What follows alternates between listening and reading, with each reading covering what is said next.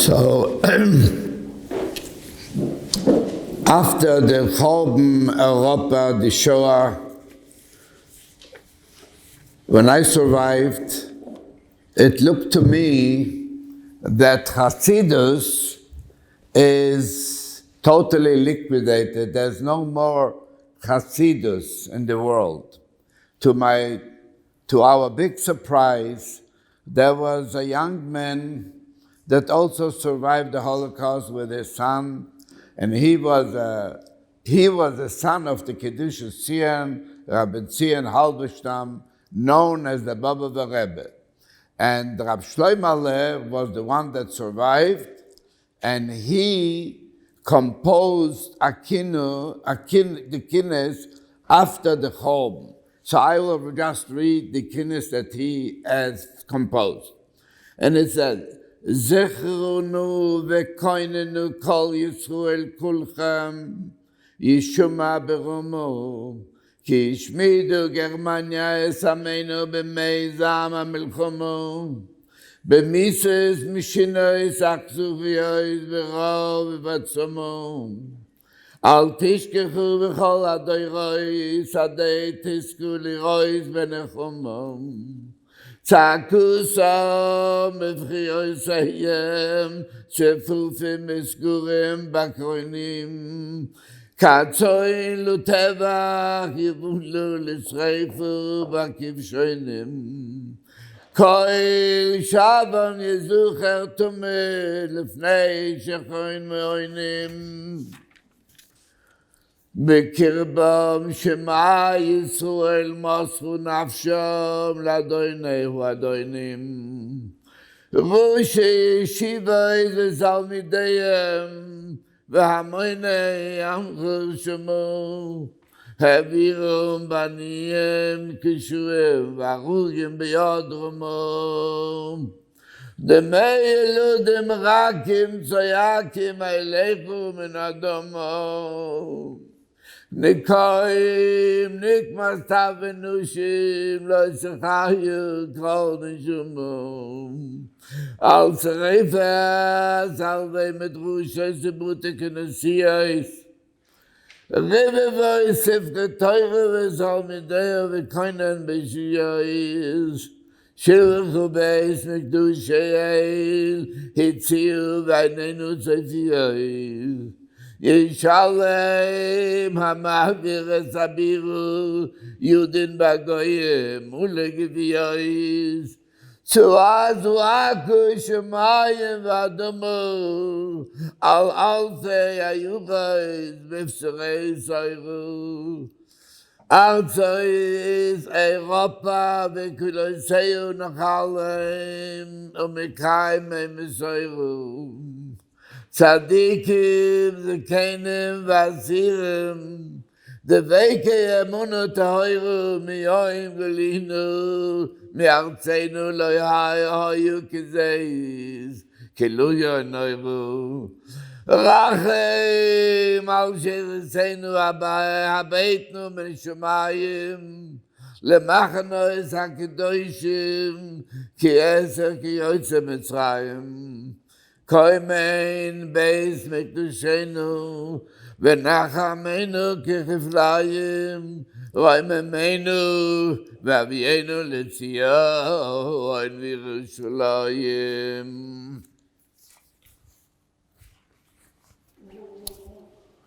So this Rab Shloimeh, that Baba the Rebbe built up a tremendous Hasidus in New York, in London, in Antwerp, and almost in every country, built up a Hasidus.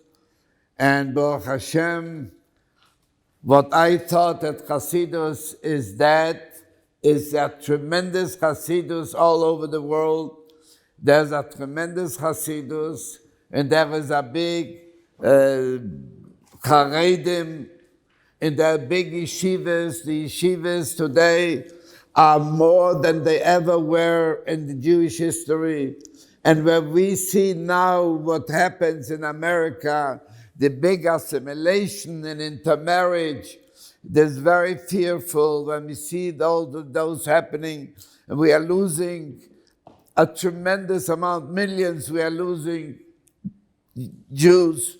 On the other hand, the Nechumah is very big because we see all those yeshivas and the Hasidus and Haredim. So this is on the other hand, the big Nechumah that we could see, and we see the survivals of Klal Yisrael.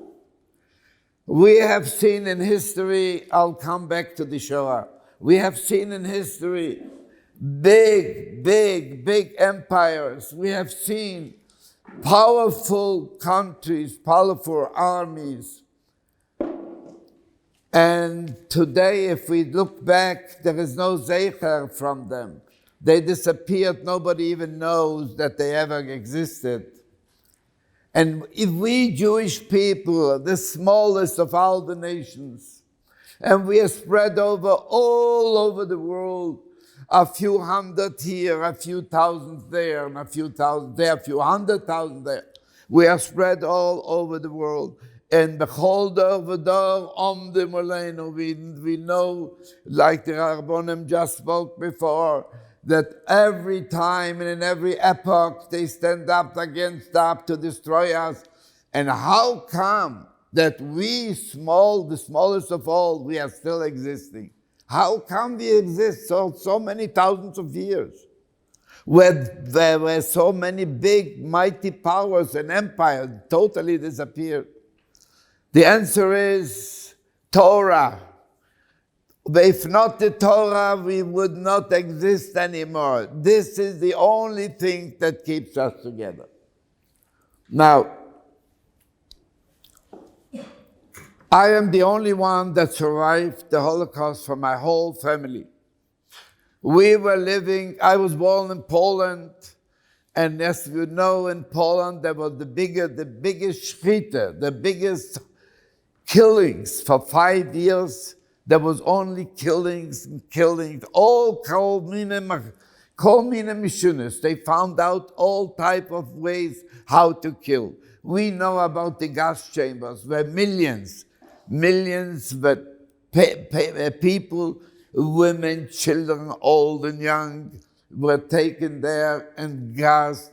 This is something that was never heard in the world of the history. Yes, they were killing. There was a Chorb Rishon. There was a Chorb Sheni. There was all kind. There was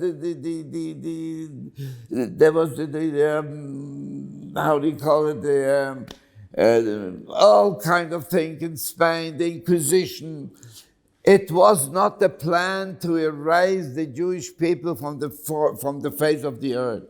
There were thousands and thousands of dead. There were all kinds of things. But what had happened in this Holocaust was to erase the Jewish people from the world.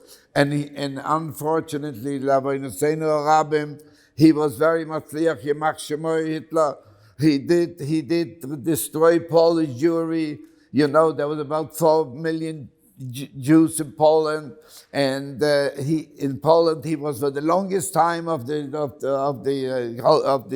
war, the Second World War, and he did the best he could, and he destroyed Polish Jewry. It was after the war only left like 0.5%, a fraction of 0.5%. 4 million Jews destroyed in Poland. He was the longest time there. He did in other countries also, but he started later in Hungary. There was about 1.5 million Jews. And he started in 1944, in June. And they were liberated, the Hungarian Jews, Poland was liberated by the Red Army, by the Russians in January. In half a year, he destroyed 500,000 Hungarian Jews. In Poland, he destroyed the whole Jews. So sie stellt sich a Frage, how come that such a nobody like Hitler, Yemach Shemoy, this man was absolutely nothing. He was growing up in a little village in Austria. He was a lousy painter.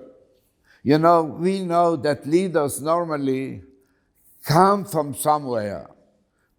Either a leader comes to, he's a congressman, or he's a senator, or let's say he's a governor, a general, a mayor, a major of a bigger city. This, the Maximo Hitler, was not even a mayor of a little village. And until his last day of his life, he was a corporal, didn't even grow up in. At the same time, when he became the leader of about 85, 90 million people, German people, the German nation, was the most educated people in the world. Everything, they were the highest in every field, in science, in everything, in poetry, in music, in everything. They were the first, the greatest nation in the world. No other nation could compare to them. Not the British Empire, not the French culture. They're the most cultural nation in the world. Stellt sich a big question, how come that biggest, greatest nation in the world selected such a maneuver, such a nobody, that was nobody? This is not to understand. It is incomprehensible. What do we see here? We see here that the Rebbeinu Shalom had a plan. He didn't consult with us, as we read in a fast day, in the Haftorah, Machshavos like Machshavosenu, Darkenu, like Darke Arkenu. The Rebbeinu Shalom had a plan. He built up a Malchamuves, and that Malchamuves made a home of 6 million Jews. And we were left, Yisoimim, they took away all our parents, took away our siblings, grandparents. We were left alone in the world. We didn't have where to go. We had to demonstrate in Germany after the war. In Austria, we have no home. We wanted a home. We were demonstrating for a Jewish state. We wanted to have a Jewish home, Eretz Yisrael. What they used against us is not, in history, never happened such a thing. We know about the gas chambers. I was in so many camps. I don't even remember which all the camps that I was. But when it started, we were living in Krakow, in the heart of the Jewish Krakow, and life became very, very hard, difficult. They used to patrol the street, the heart of the Jewish Krakow, where all the Bute Medrushim were all the Stiebler and all the yeshivas. That was where we were living. And the patrol started to go there day and day after day.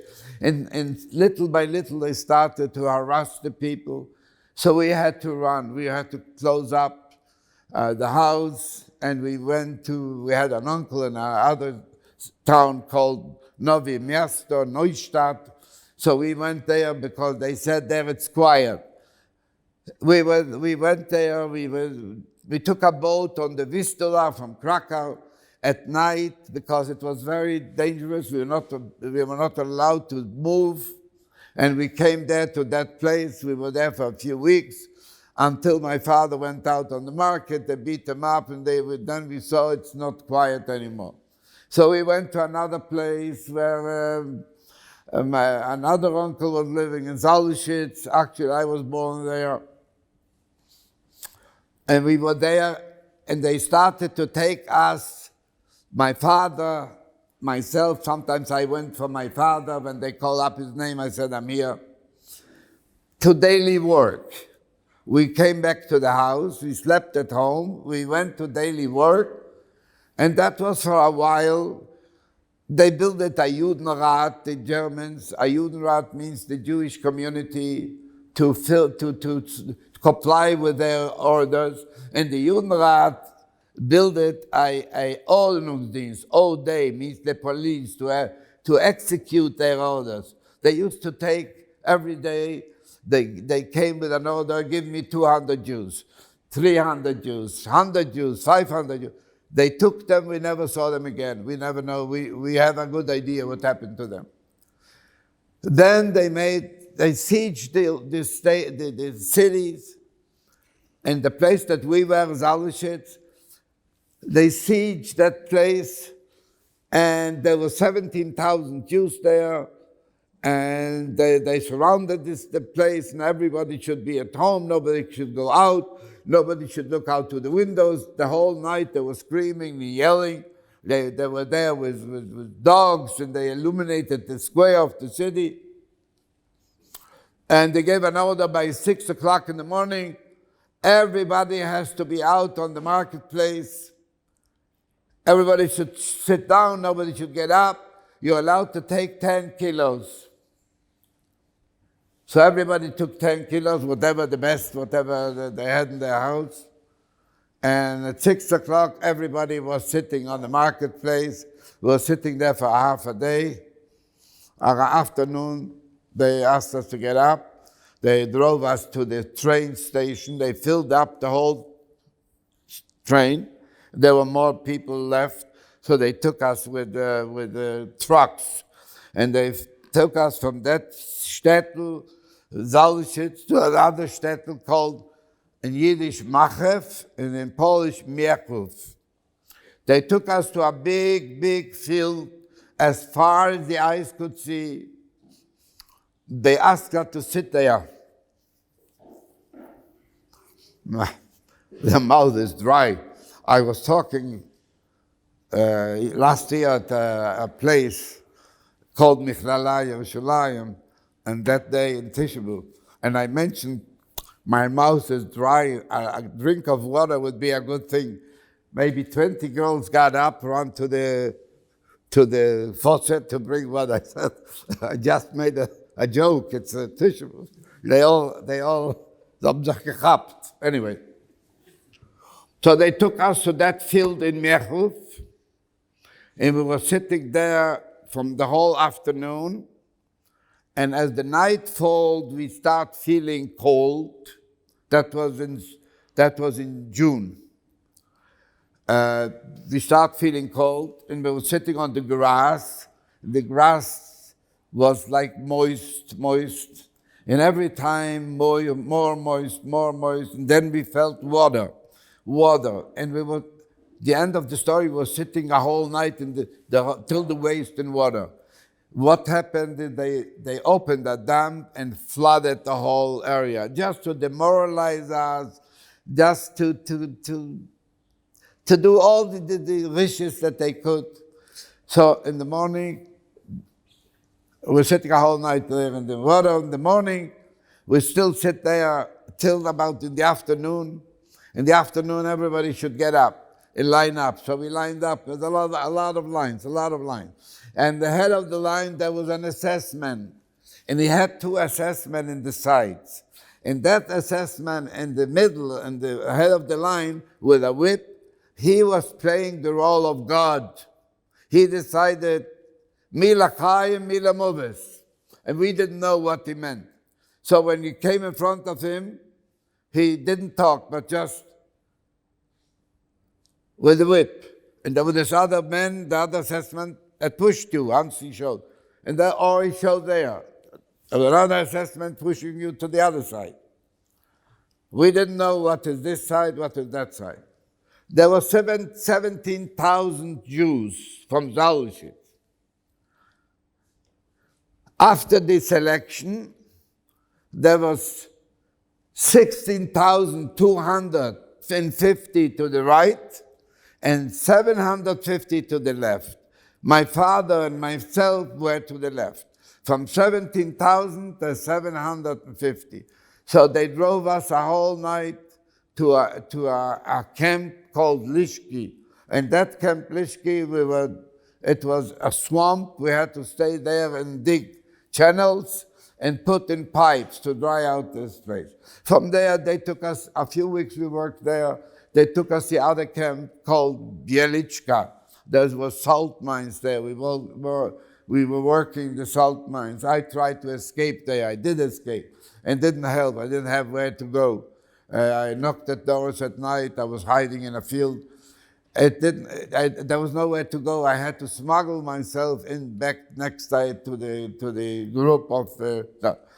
From there, they took us to a place called in Krakow, in the suburb of Krakow, called a Jewish Beis HaChaim was called Jerusalemska, of the name of Jerusalem. What did we do there? They came with big earth movers, and they destroyed the whole Beis HaChaim, the Jewish cemetery. And we were walking behind those earth movers with shovels, and we collected the remains to wheelbarrows. And there was another man here near me, but I had the shovel and put it on the and like this, there was destroyed the whole Beis HaChaim in Krakow, Jerusalemska. Just to give you an idea, those Nazi murderers were not happy by killing and gassing people. They didn't even let the dead rest in peace. And we threw all those remains in the garbage, wherever they asked us to do. On that Beis HaChaim, on that cemetery, we built it. I was from the builders, the concentration camp in Plaszow. We built it, it was called the Barackenbau. We built it at its concentration camp, and it was, in the beginning, wasn't that bad, until they brought a Lager commandant, means the commander of the head of the concentration camp, and that was a terrible murderer. Amon Get was the name. He was named the Butcher of Plaszow. Whoever went to Poland and went to Plaszow, there is no zeicha today of all what happened there.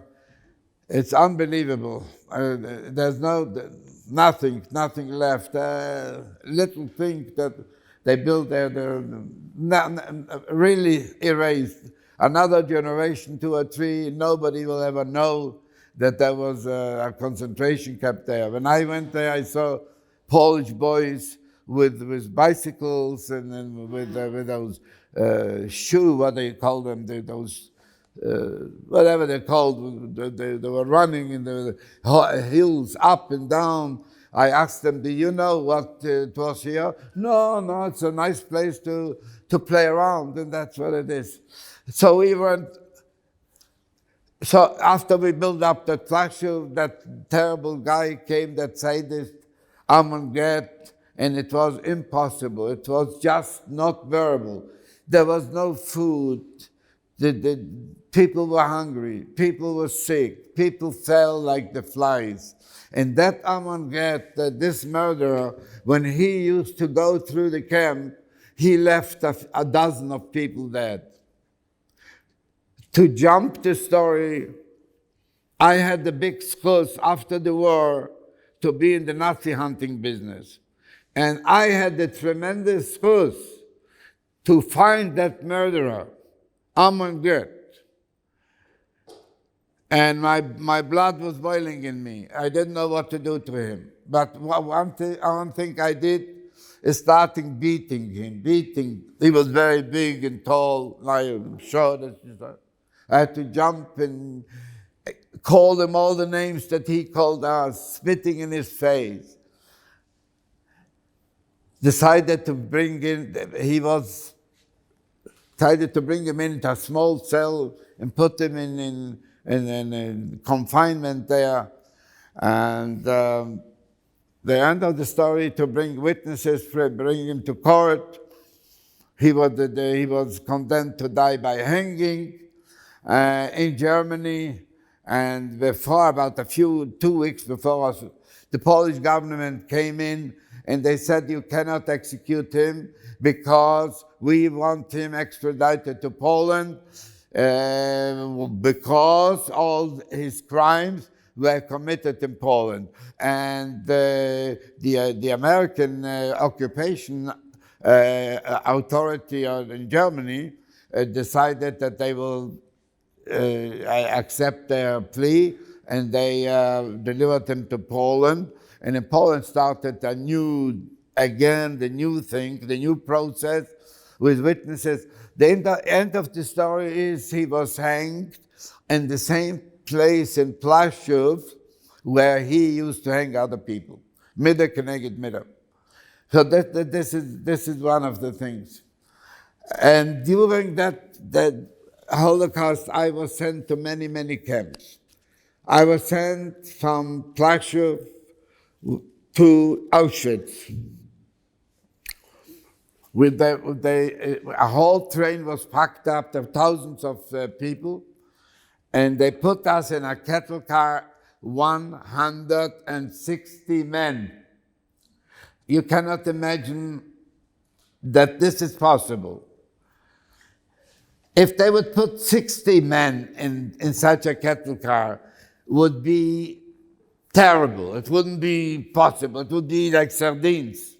160 men, and the heat is the most scorches time in the summer.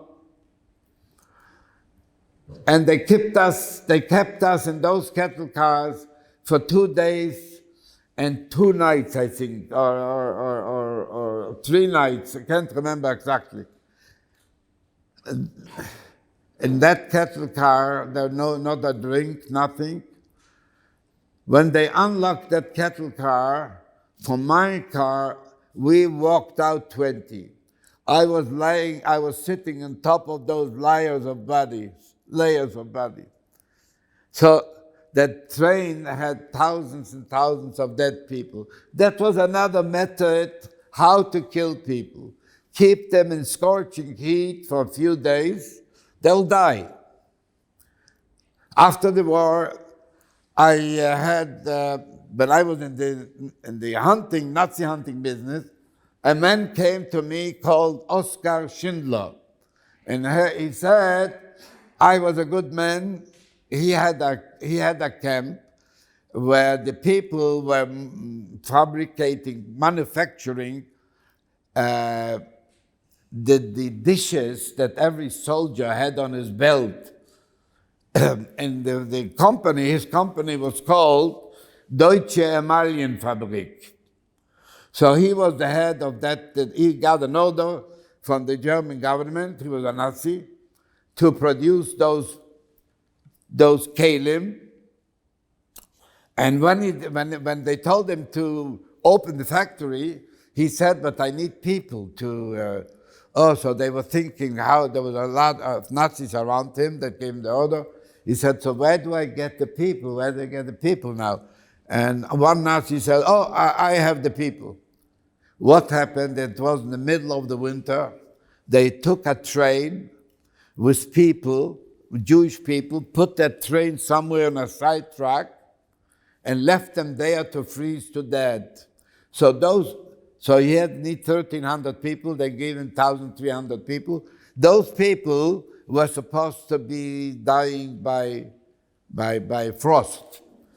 They called me the missionaries, called me the tzures. They looked for everything that they can find how to kill people.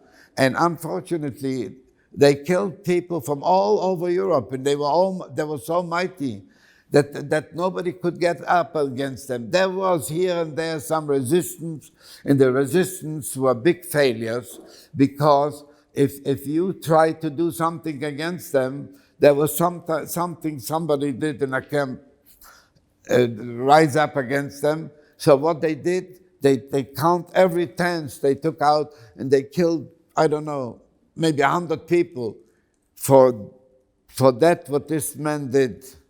He started to attack. So everything, you couldn't help it. You couldn't win. You could not win them. You know, there was big heroism talked about the Warsaw Uprising. It was a fight, it was a big fight against the Nazis, but what happened? Most of them were killed. If there wouldn't be an uprising, there probably a lot of people would have been saved. But I cannot contradict the whole Jewish pride that we were heroes in fighting the Nazis in Warsaw, the Warsaw Uprising. It was not a war to gain by them, and they were so powerful. They occupied all Europe. They were almost here at the doors of Eretz Yisrael. They were in the Sinai. Marshal Rommel with his army was in the Sinai already. So in Auschwitz, I was a young boy at the time, and all the young boys, they were taking to Birkenau to the gas chambers. I was very much afraid there, but they needed us, that the survivors of that camp, there were maybe 100 survivors or maybe more. So they gave us a job to clean up all the dead. There were thousands of dead people in that train, and we had to bring them to the crematorium in Auschwitz. After that, we had to dig in Birkenau. We had to dig ditches because the Birkenau was a little swampy, a little wet, a little far. The engineer said that we have to ditch ditches around the camp to dry it out. So I worked there for a while and was lucky not to be taken to Birkenau to the gas chambers because they needed the work, the group that I was in. I was the youngest. After that, they sent us to another Gan Eden called Mauthausen. Mauthausen, there was 184 stairs. We had to chop wood, the rocks, granite rocks, down in the quarries and bring up those rocks on 184 stairs. Not too many people made the 184 stairs. It was a terrible job, but unfortunately, it didn't take long. I was just there for a few weeks. Then they sent us to another place called Melk. Melk was in the Alp Mountains in Austria. What did we do there? We dig tunnels. The tunnels were to hide German weaponry, munitions against the Allied bombardments, because the Alp Mountains, they're very big mountains. They stretch from Austria, France, Belgium, not Belgium, Switzerland, different countries, Italy. So we dig tunnels in those mountains. And after that, they sent us to another camp called Ebensee. And in this camp, Ebensee, there were just a few of us left, because it was already in May 1945. A lot of the people in the camps couldn't last any longer. A lot of us that died from all kinds of problems. As I said before, from hunger, for thirst, for sickness. You were sick, you died. You were weak, you died. They were beside the killings, beside what they did, the killing in gas chambers and shooting. There was people that couldn't any longer. They got sick and they died. We were liberated in Ebensee by the American Army on May 1945. And I have revisited after the war for a movie that you'll see. Those tunnels that we digged, and I never knew. I knew that I worked at a certain place. They are digging the rocks out to make the tunnels, and put the shelves. On the shelf, they used to put the weaponry. But I found out after the war that there's only 8 kilometers of tunnels. Can you imagine? Tens and tens of thousands of people, Jewish people, died by digging those tunnels. And there were a white elephant. Now they're good for nothing. There was somebody sitting at the entrance there. And when I went to visit it there was a lady sitting there. And she had some little booklet, some story. So I said, you know that I gave you that job. If I wouldn't have dig those tunnels, you wouldn't have a job, you wouldn't be sitting here. So she tells the story, and I walked and walked and walked. I didn't walk the whole way. She told me it's 8 kilometers of tunnels. Can you imagine? Hundreds of thousands of Jews died digging those tunnels, and there's nothing there, a white elephant. When we survived, we were very confused. We couldn't believe that we are liberated. It is like a slave. Give him instant freedom. He doesn't know what to do with himself. The first thing that I did was trying to go back home. So I make it to Poland home. I came to the place where we were living. I went to my house. I went to my apartment. The janitor was living in our apartment. She used to live in the basement. She was living in our apartment. And she gave me a glass of cold water. It was in the heart of the summer.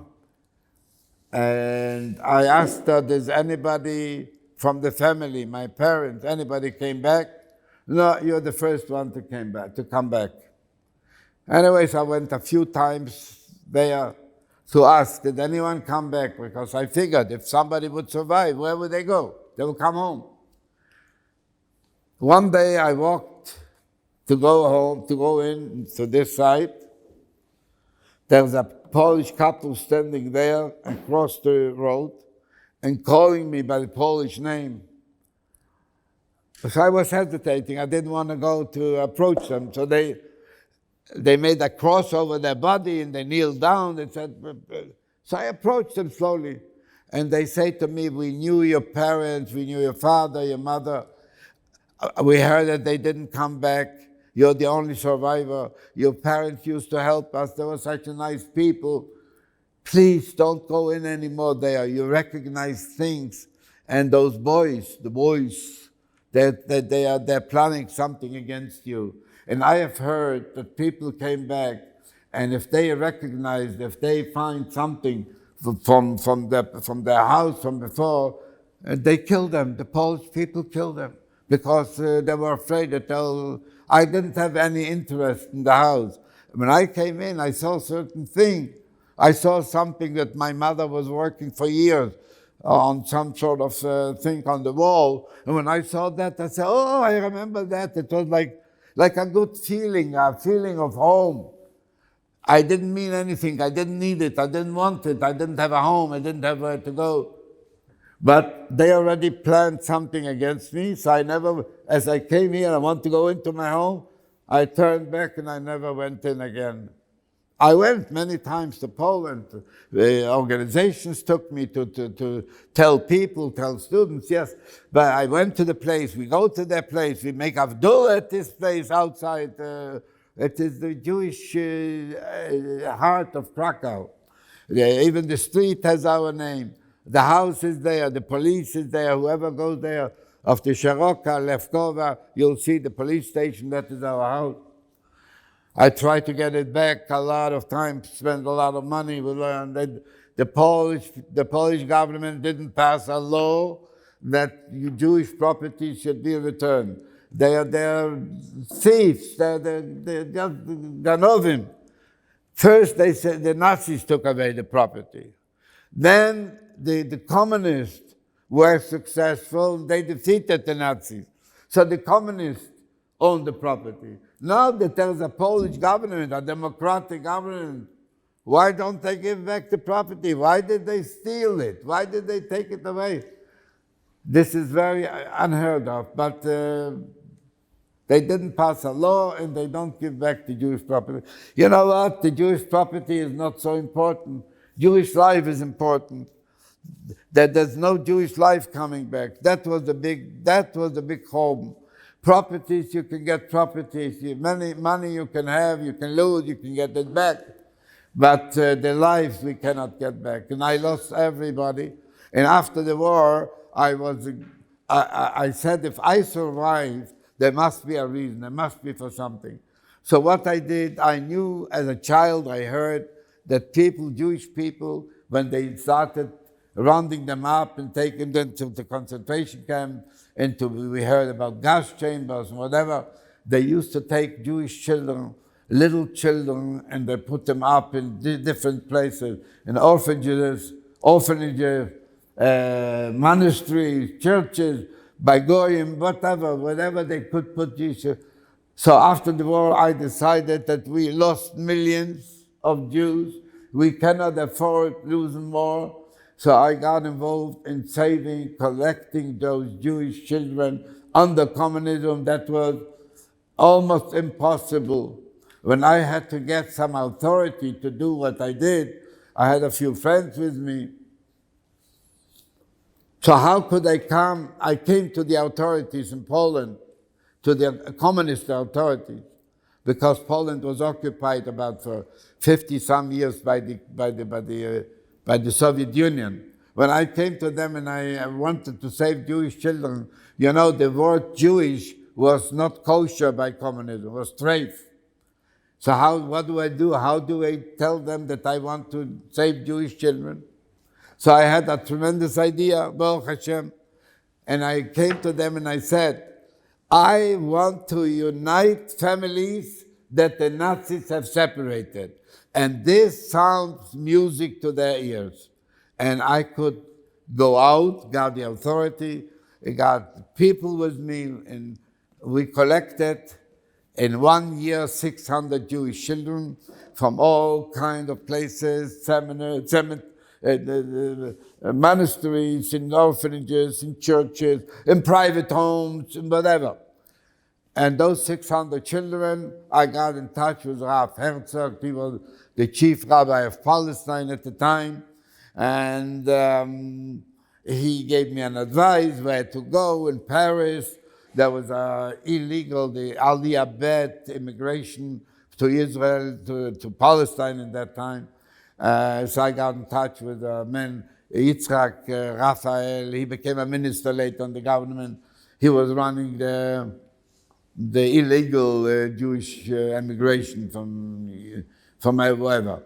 So Baruch Hashem, we salvaged 600 Jewish children and sent them to Palestine at the time. The British didn't let them in, so they sent them to Cyprus.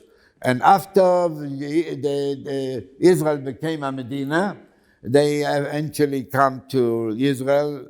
And so this I did for a year, took me in Poland to work on that. And about another year took me about Nazi hunting.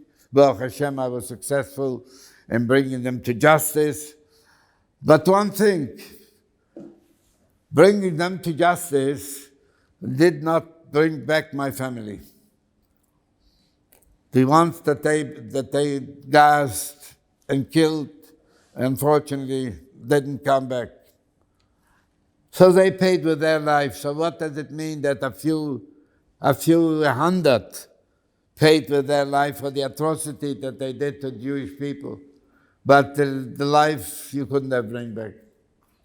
So Baruch Hashem, I felt that I did something that I had to do in order to be satisfied with my survival.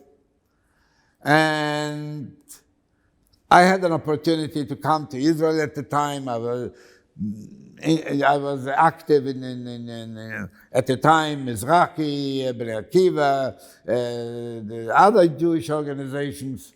But I was the only one survived, and I only was longing for family.